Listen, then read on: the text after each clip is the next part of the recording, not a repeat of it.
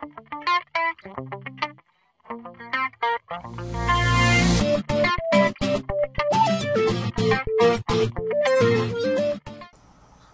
and welcome to this Photoshop tutorial on how to create your own custom watermark effect on a wallpaper or some original vector product you're launching or something.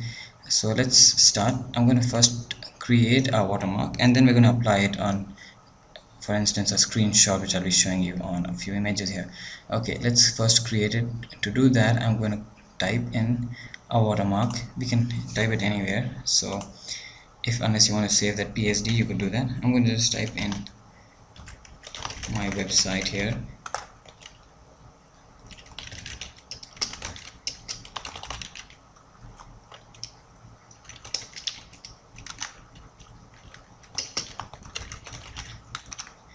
Type in any text you want to keep it as your watermark effect. I'm just going to lower these sizes a bit.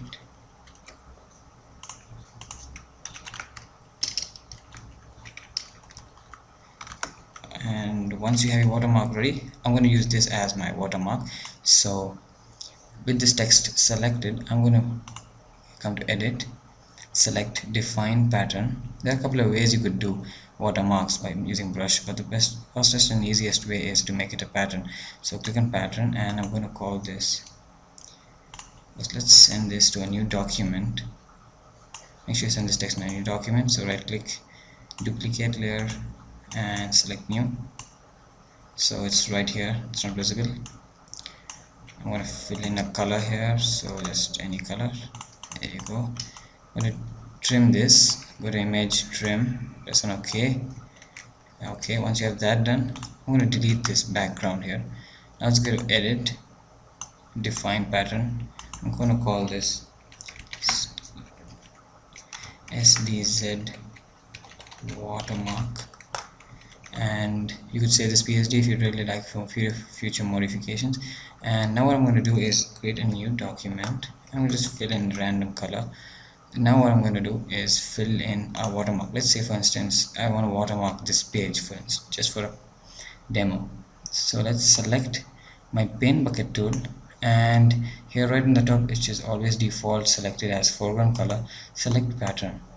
Once you have that selected, you have quite options here which we don't really have because they're not really created or imported any patterns, but the last one would be the one you just created. So once you have that, you would just select it and just give a click on your new layer to see it completely fills in the watermark you did, and you could just lower in the opacity to make this as a watermark. So you can even try it on few images like my YouTube page. I'm going to create a new layer and just fill that in, and let's lower the opacity. You can see that the type of text I typed is on the whole wallpaper or the image right below this layer. And you could even try it on some other ones like this. Now you see we have a problem that if I fill, we can't really read the parts on these areas because the text we made is white in color. So what I'm going to do is change the blending options of this watermark by double clicking on the side here. Come to color overlay, and you must be knowing this by just changing the color to black and then lower the size.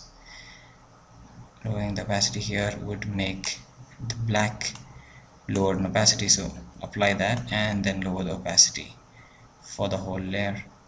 There you go, a full watermark effect on any image you want, custom made. You could even create shapes instead of text by just edit, selecting define pattern. Pattern basically makes it duplicated many times, so it's making it easy for you to apply it once in just one click. So I hope you learned something from this, a simple and easy tutorial on creating custom watermark effects. Thank you for watching, and do visit my YouTube channel for more. See you later.